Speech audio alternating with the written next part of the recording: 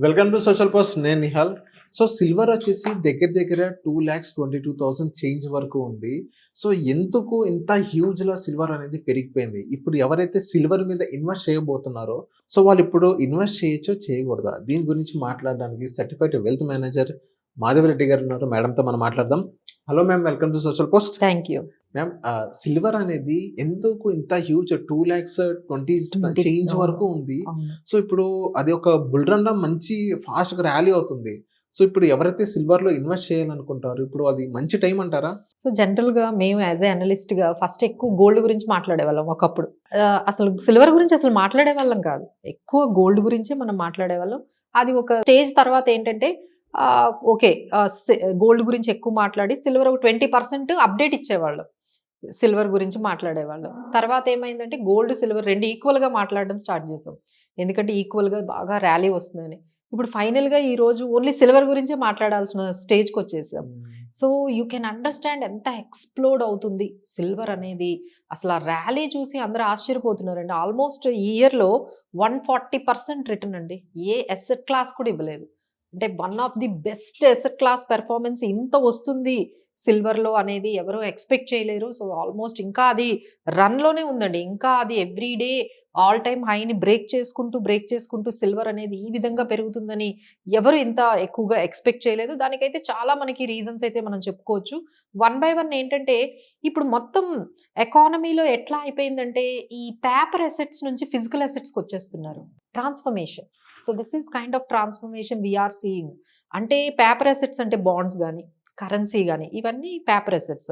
జనరల్‌గా ఎక్కువగా ఏం చేస్తారు, సేఫ్‌గా అంటే యూఎస్ డాలర్స్ అంటే సేఫ్ కాబట్టి అందులో పెట్టుకోవడము. లేదు US treasury bonds, one of the world's safest place అని చెప్పి ట్రెజరీ బాండ్స్‌లో పెట్టుకునేవి. ఈ రెండిటిని మనం ఏమంటాము, పేపర్ అసెట్స్ అంటాం.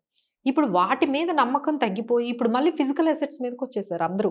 అందుకని మీరు చూస్తూ ఉంటే గోల్డ్ గానీ, సిల్వర్ గానీ, ఆల్ మెటల్స్ ఏవైతే ఈ ఫిజికల్ అసెట్స్ అనుకుంటున్నామో ఇవన్నీ కూడా బాగా పెరుగుతున్నాయి. అంటే ఒక రకమైన ట్రాన్స్‌ఫర్మేషన్ మ్యాక్రో ఎకనామిక్స్‌లో ఒక రకమైన ట్రాన్స్‌ఫర్మేషన్ అంటే లాట్ ఆఫ్ జియోపొలిటికల్ టెన్షన్స్ గానీ, లేకపోతే యూఎస్‌లో డెట్ పెరిగిపోవడం కానీ, ఈ పేపర్ అసెట్స్ మీద ఈ కరెన్సీస్ ఫ్లక్చుయేషన్స్ చూసి ఇంకా వద్దు, దీనికన్నా బెటర్ మనకి ఫిజికల్ అసెట్సే అని చెప్పి ఈ గోల్డ్ అండ్ సిల్వర్ మీద ఈ విధంగా మనకి ఈ పర్టిక్యులర్ చేంజ్ అనేది ఒక్కసారిగా మనకి కనిపిస్తుంది. అంటే ఈక్విటీస్ మీద నమ్మకం లేని వాళ్ళు, తర్వాత ఈ బాండ్స్, తర్వాత ఈ కరెన్సీస్ మీద నమ్మకం లేని వాళ్ళందరూ కూడా ఇప్పుడు ఈ గోల్డ్ అండ్ సిల్వర్ మీద బాగా ఇన్వెస్ట్ చేస్తున్నారు. ఇది ఒక రీజన్. అసలు సిల్వర్‌కి పర్టిక్యులర్‌గా ఎందుకు ఇంత ఈ విధంగా ఎవ్రీ డే అంటే ఒక టైంలో గోల్డ్ ఇవి ఈక్వల్‌గా వెళ్ళాయి. ఇప్పుడేంటంటే గోల్డ్‌ని సర్పాస్ చేసేసి సిల్వర్ ఎక్కడికో అసలు అంటే గోల్డ్ ఇయర్ 60% రిటర్న్స్ వచ్చాయి. సిల్వర్ అయితే 140%. సో ఎప్పుడో గోల్డ్‌ని బీట్ చేస్తూ మనకి సిల్వర్ అనేది రిటర్న్స్ అనేవి ఎక్కువైపోయాయి.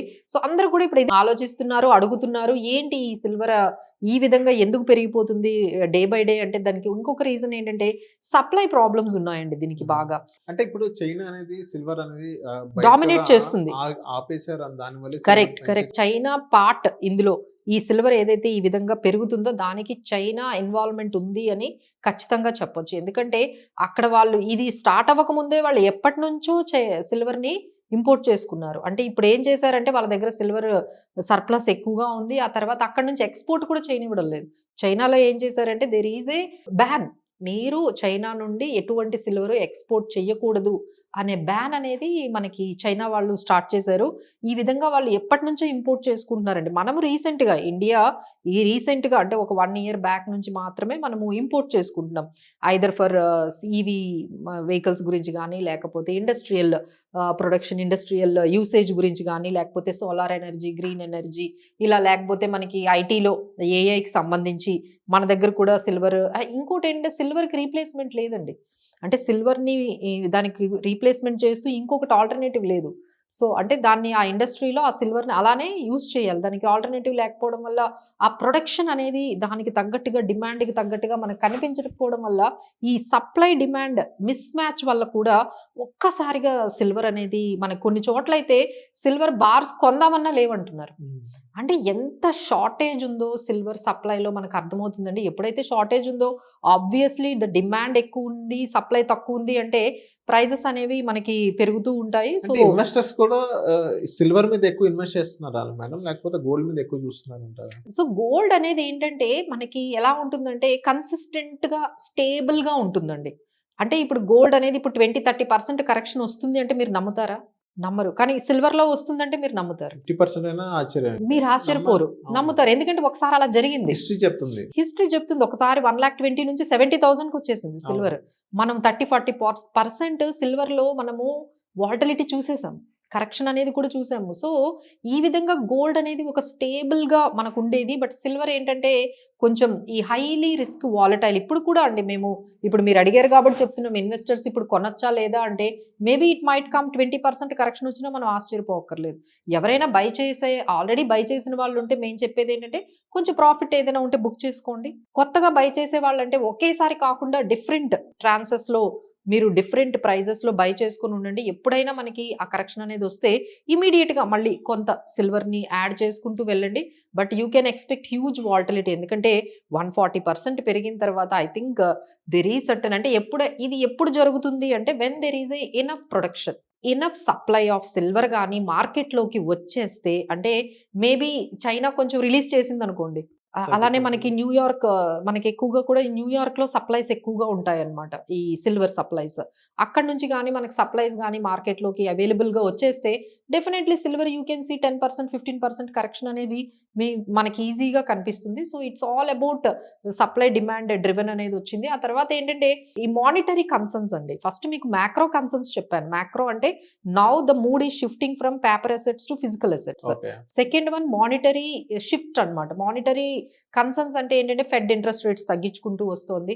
ఇప్పుడు 26లో కూడా మళ్ళీ ఇంట్రెస్ట్ రేట్స్ తగ్గిస్తారు. ఎందుకంటే యూఎస్‌లో జీడీపీ మంచి రిజల్ట్స్ అనేవి తీసుకొచ్చారు. సో, డెఫినెట్‌లీ 2026లో మళ్ళీ ఫెడ్ ఇంట్రెస్ట్ రేట్స్ తగ్గిస్తాం అంటున్నారు. సో, ఇంట్రెస్ట్ రేట్స్ తగ్గిస్తున్నారంటే మీనింగ్ ఏంటి? పేపర్ అసెట్స్ మీద వాల్యూ తగ్గిపోతుంది. ఓకే. సో, ఇమ్మీడియేట్‌గా ఆ అమౌంట్ అంతా కూడా మనకి సిల్వర్ మీదకి వచ్చే అవకాశం ఉందండి. సో, ఇంకా రన్ అనేది అంటే మా ఎక్స్‌పెక్టేషన్ ఏంటంటే 2 లాక్స్ అనేది సపోర్ట్ లెవెల్ సిల్వర్‌కి. 1,80,000 2 లాక్స్ వరకు మంచి సపోర్ట్ ఉంది. మీకు యూ కెన్ ఎక్స్‌పెక్ట్ 2,60,000.